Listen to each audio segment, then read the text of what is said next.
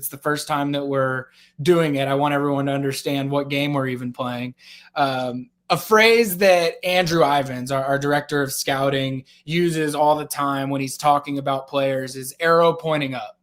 And what that means from a recruiting standpoint is this is a guy who is not anywhere near his ceiling. And when he's thinking, his job is to take high school guys and figure out who's going to be getting drafted from them. Like that's the idea. But if you're not aware, the idea behind the 24/7 Sports rankings is not, hey, how productive is this guy going to be at college? It is, how is this recruiting class ranking going to translate to the NFL draft class? And so he talks about arrow pointing up all the time because there are guys that at the high school level are not anywhere near what they're going to be 3-4 years later. And so when there is a guy that he considers arrow pointing up, it means that he thinks that what that player is going to be 3 to 4 years from now is going to be in that NFL draft type of conversation. So we're going to play a little game. We've got a little segment that we're going to do probably every episode called Arrow Pointing Up. We're totally not sort of ripping this off from some big time national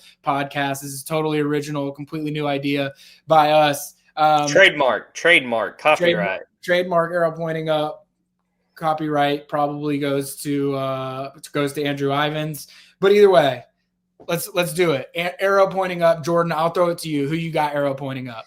All right, I've got Dawgs, and there's going to be two parts of this. The first one is going to be former Dawg Fran Brown. Big week for Fran on Wednesday.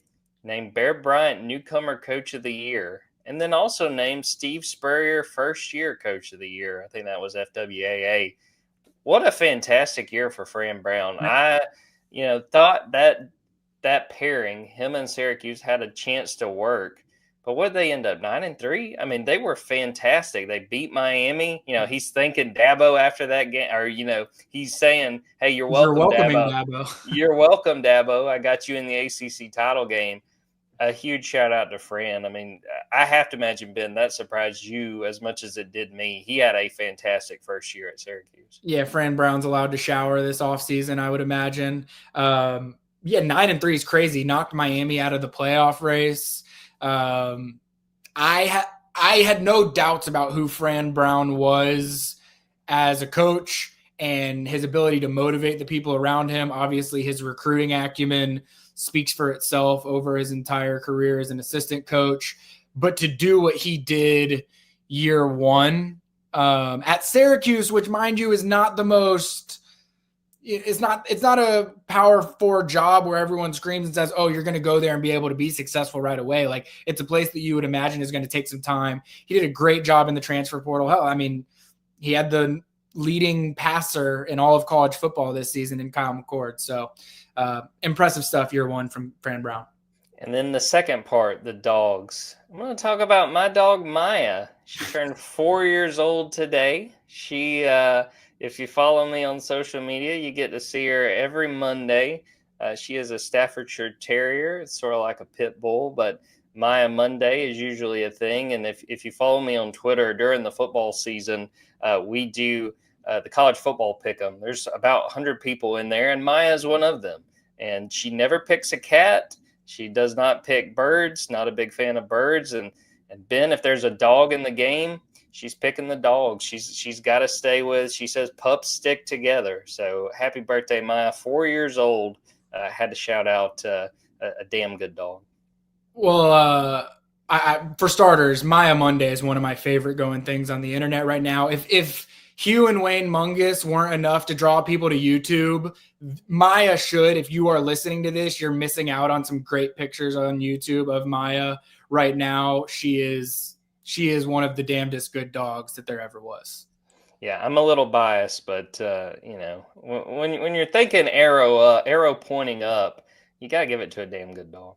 No, I love that. All right. For me, arrow pointing up, I'm actually going to go with one from a recruiting. As you can see, this is not intended to be entirely recruiting limited, but I will start with a recruit one. I had a conversation yesterday. I'm not teasing any specific future rankings, but our scouting team is taking a look at the 2025 class, trying to get that shored up so that there is the official final rankings. And I'm going arrow pointing up on Juan Gaston.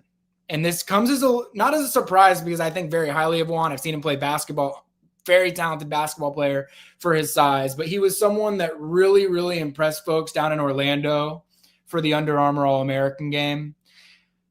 I don't want to make any false promises of where I think that he's going to end up, but I'm just going to say the arrow is pointing up with Juan Gaston far more than I would have expected prior to me having that phone conversation yesterday. And so I don't have the exact date on when that's coming out, but over the next couple of weeks, as we get closer to the February signing day, I would assume as we get closer to that, the final 24/7 sports rankings for the 2025 class will come out.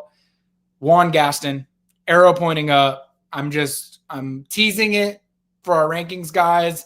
I'm calling their shot partially that they think his arrow is pointing up. This is a guy that's 6'8". I think he measured in at 388 pounds in Orlando, which makes you say, wow, that's way too big. And then he goes out and athletically, he was as good as any offensive lineman that was down there. I think that it blew away our scouting team how well he moved at 388, knowing that he's not going to be playing at 388 at Georgia. When I talked with Stacey Searles down in New Orleans for the Sugar Bowl media day, I brought up the fact that he had measured in at 280 or at 388, and they've got a cardio club at Georgia. The cardio club is for anybody that's over certain body indexes. I don't know exactly what metrics they use and what you have to be under, but Stacey Searles joked like, yeah, get ready for cardio club, because that's probably when you're weighing in at 388, that's where you're headed. And I've actually talked with Juan Gaston in the past. He knows about cardio club. He's looking forward to cardio club probably about as much as a human being can look forward to cardio club. But without question, Juan Gaston, arrow pointing up. Yeah, I mentioned Juan. I would plug, I did my way too early offensive depth chart for Georgia in 2025. And obviously, as one of the newcomers on the offensive line, he's very low on that depth chart. And I'm pretty sure my words were essentially, he won't be this far down on the depth chart for very long. He's a guy with a very bright future. I like that pick. I think he's going to be a guy that, you look 2-3 years down the road, once he's learned what it takes to play offensive line in the SEC, once he's gotten that cardio, once he's gotten in better shape, I think he's got the makings of a hell of an offensive lineman.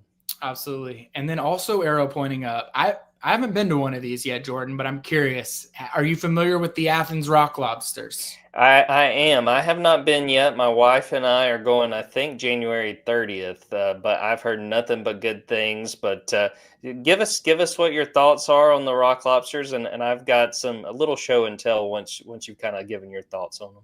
So I haven't been yet. I will admit I'm not entirely well versed on like what league they're playing in and what level of hockey it is, and I should probably know that. And someone listening to this is going to be punching air right now because they've probably been to an Athens Rock Lobster game and had a blast, because everyone that I've talked to in the Athens area that's been says that they're awesome. So the Athens Rock Lobsters, for anyone who doesn't know, are a new minor league hockey team that's playing in Athens at the Classic Center. So downtown Athens, great venue for it. I've seen some videos from people that have gone. Looks like a great time. I don't have any kids myself, but I've talked to some people that have kids that took them. They said their kids had an absolute blast. It's a good, almost like ease your kid into a sporting event type of environment from my understanding. But yeah, hockey in Athens, Georgia. I will be finding my way to an Athens Rock Lobster game at some point here in the next few weeks. Yeah, I was going to pull up some of the gear because, oh my God, I love, look at this. Look at some of the stuff. This right here, look, this is not an advertisement for the Rock Lobsters. No, heck, advertise them. Come, you advertise with us, Rock Lobsters. Advertise with us.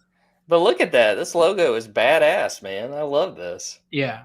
Oh, yeah. I'm going to have to get some Rock Lobster gear, no doubt about it. But arrow pointing way up on the Athens Rock Lobsters. Have no idea what caliber of hockey team that they are, but the vibes alone, arrow pointing up. I'm a big I went to a fight and a hockey game broke out. That's sort of my mentality with going to hockey games. I love it.